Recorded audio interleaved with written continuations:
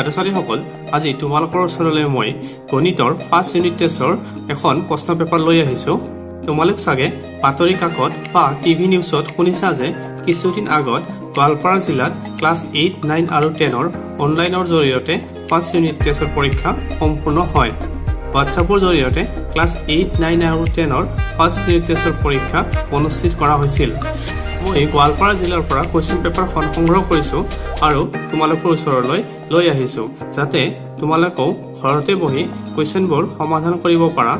লকডাউনৰ বাবে তোমালোকৰো চাগে বহুতৰে স্কুলত ফাৰ্ষ্ট ইউনিট টেষ্ট পৰীক্ষা অনুষ্ঠিত হোৱা নাই।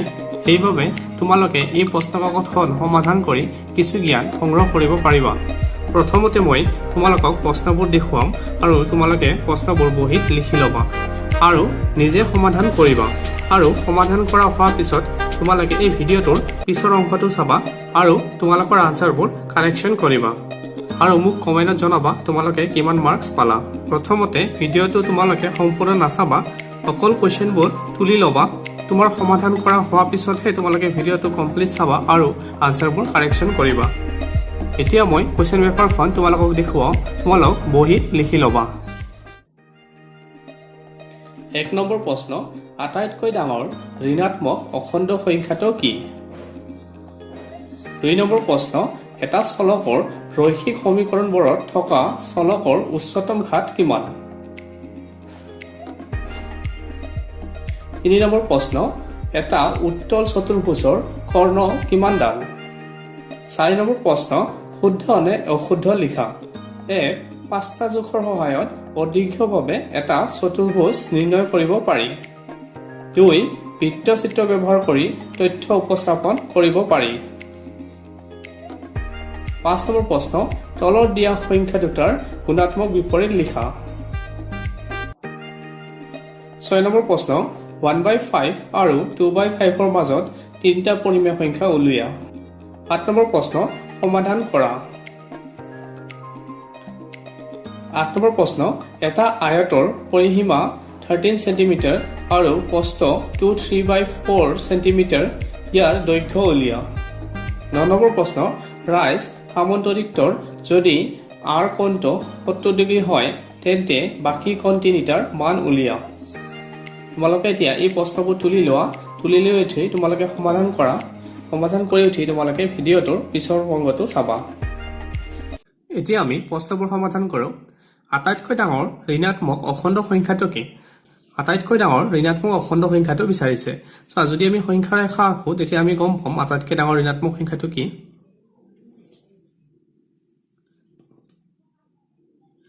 ধৰি লোৱা এডাল সংখ্যা ৰেখা, ইয়াত 0, এইপিনে হ'ব -1, -2, -3 এনেকুৱাকৈ গৈ থাকিব আৰু ইপিনে 1, 2, 3 এনেকুৱাকৈ গৈ থাকিব।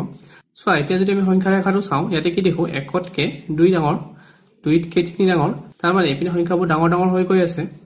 ঠিক একেদৰে -3তকৈ -2 ডাঙৰ হ'ব, -2তকৈ -1 ডাঙৰ হ'ব। এতিয়া চোৱা ঋণাত্মক সংখ্যা আটাইতকৈ ডাঙৰটো কোনটো হ'ব? -1টো হ'ব। আটাইতকৈ ডাঙৰ ঋণাত্মক সংখ্যাটো হ'ব -1। 2 নম্বৰ প্ৰশ্ন, এটা চলকৰ ৰৈখিক সমীকৰণবোৰত থকা চলকৰ উচ্চতম ঘাত কিমান? এটা চলকৰ ৰৈখিক সমীকৰণৰ উচ্চতম ঘাত হ'ব 1। 3 নম্বৰ প্ৰশ্ন, এটা উত্তল চতুৰ্ভুজৰ কৰ্ণ কিমানডাল?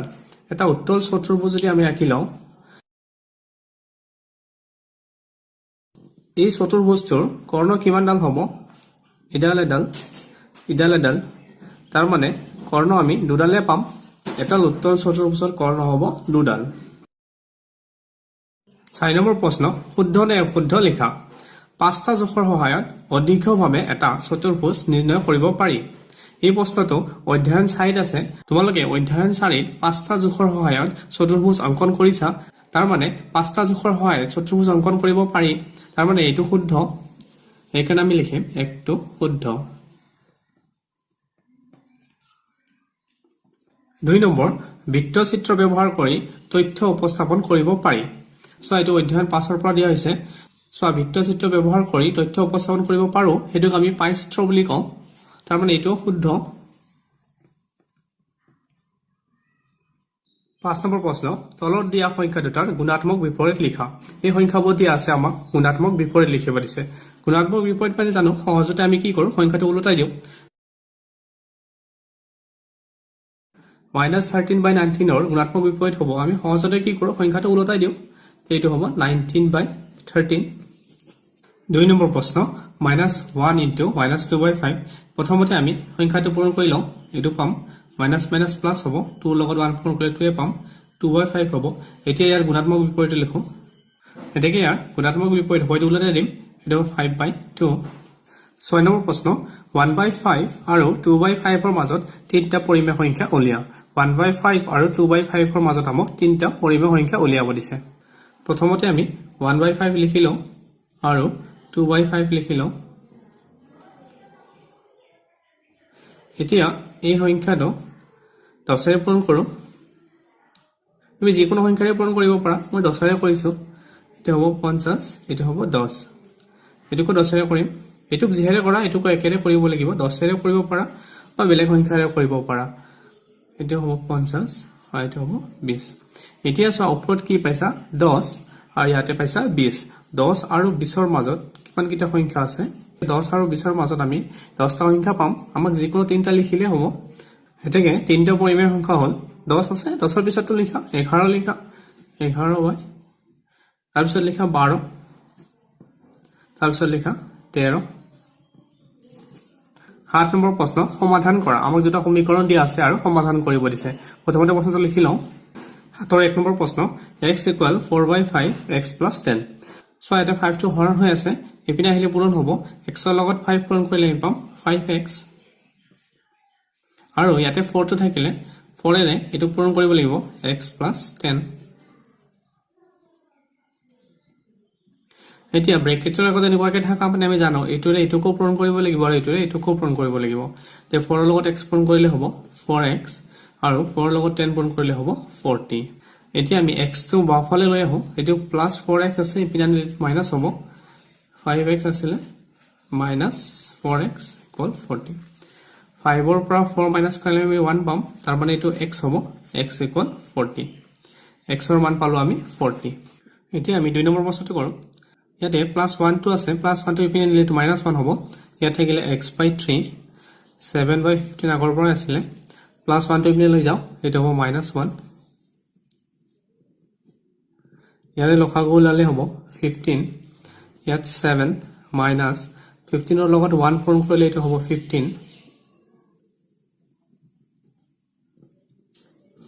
ইয়াতে -15 আছে আৰু ইয়াতে একো সাইন নাই মানে এটো +7 আছে এটা মাইনাস আৰু এটা প্লাস থাকিলে আমি মাইনাস কৰিব লাগে তে -15 আৰু +7 এটো মাইনাস কৰিলে আমি পাম 8 ডাঙৰ সংখ্যাটো হ'ল 15 15 ৰ আগত যেটো মাইনাস আছে হেতে মাইনাস বহিব এটো হ'ব -8/15 এতিয়া 3 টো হৰণ হৈ আছে এপিনে গলে এটো পূৰণ হ'ব ইয়াতে থাকিলে x -8 ৰ লগত 3 টো পূৰণ কৰিম আৰু 15 এই 3 ৰে কাটো 3 1 * 3 5 * 15 x ৰ মানটো পালো -8 আৰু 1 পূৰণ কৰিলে 8 এ হ'ব আৰু তলত থাকিব 5 -8/5 8 নম্বৰ প্ৰশ্ন এটা আয়তৰ পৰিসীমা 13 সেন্টিমিটাৰ আৰু প্ৰস্থ 2/3/4 সেন্টিমিটাৰ ইয়াৰ দৈৰ্ঘ্য উলিয়া সো আয়তৰ পৰিসীমা দিয়া আছে আৰু প্ৰস্থ দিয়া আছে আৰু আমাক দৈৰ্ঘ্য উলিয়াব দিছে পৰিসীমাৰ সূত্ৰটো আমি জানো 2 পূৰণ দৈৰ্ঘ্য যোগ প্ৰস্থ এই সূত্ৰটো ব্যৱহাৰ কৰি আমি দৈৰ্ঘ্যটো উলিয়াম দিয়া আছে প্ৰস্থ দিয়া আছে 2/3/4 সেন্টিমিটাৰ এটো পূৰণ কৰিলে পাম 4 ৰে 2 পূৰণ কৰিলে 8 8 ৰ লগত 3 যোগ কৰিলে 11 হ'ব 4 সেন্টি এতিয়া আমাক দৈৰ্ঘ্য উলিয়াব দিছে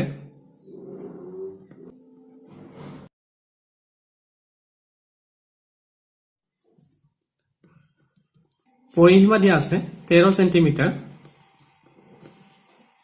পৰিসীমাৰ সূত্ৰটো লিখো 2 পূৰণ দৈৰ্ঘ্য যোগ প্ৰস্থ সমান সমান যেহেতু 13 দিয়া আছে 13 লিখো এতিয়া দৈৰ্ঘ্যটো আমি নাজানো 2 টো পূৰণ হৈ আছে এপিনে গলে তো হৰণ হ'ব দৈৰ্ঘ্যটো লিখি লও প্ৰস্থৰ মানটো আমি পাইছো 11/4 পূৰণ আছে 2 টো এপিনে গলে হৰণ হ'ব এটো 13/2 হ'ব এতিয়া 11/4 টো প্লাছ আছে এপিনে গলে তো মাইনাস হ'ব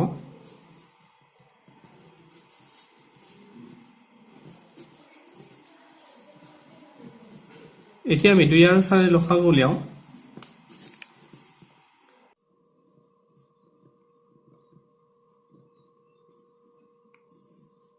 এতিয়া চোৱা লসাগু ইয়াৰ হল 4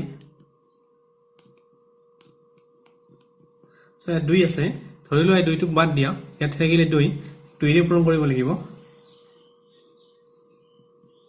ইয়াতে 4 আছে তুমি চোৱা 2 আৰু 2 পূৰণ কৰিলে 4 হয় তেক একেৰে পূৰণ কৰিব লাগিব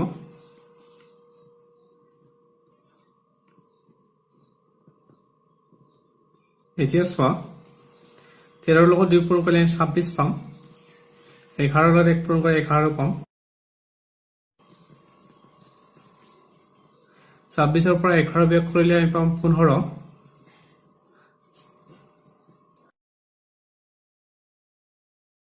আমি দৈৰ্ঘ্য পালো 15/4 এটো হৰণ কৰি চাও এটো আমি এনেকৈ লিখিব পাৰো 3 4/3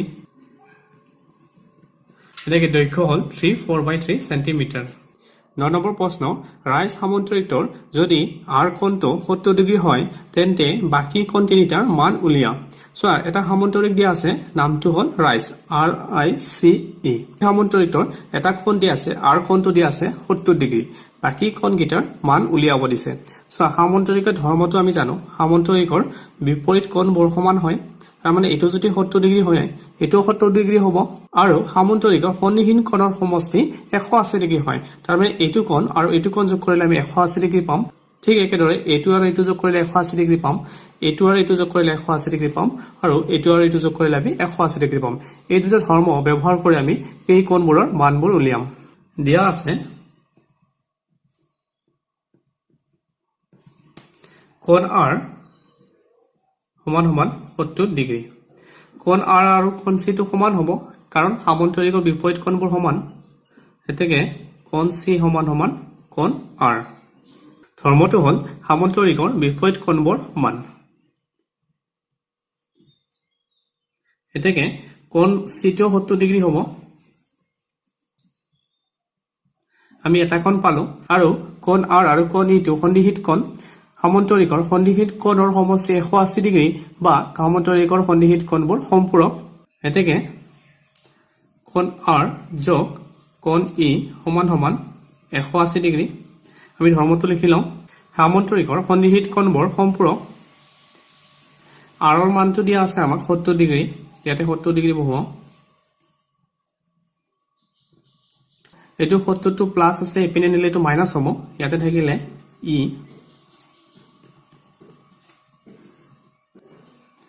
180 পৰা 70 বিয়োগ কৰিলে আমি পাম 110 তে আমি পাৰো e ৰ মানটো 110 e যদি 110 হয় তেতিয়া i টো 110 হ'ব কাৰণ e আৰু i টো বিপৰীত কোণ এতেকে দেখিছো কোণ i সমান সমান কোণ e এটো বিপৰীত কোণ কোণ e যেহেতু 110 ডিগ্ৰী কোণ i হ'ব 110 ডিগ্ৰী আমি পালো কোণ c ৰ মান 70 ডিগ্ৰী কোণ e ৰ মান পালো 110 ডিগ্ৰী আৰু কোণ i ৰ মান পালো 110 ডিগ্ৰী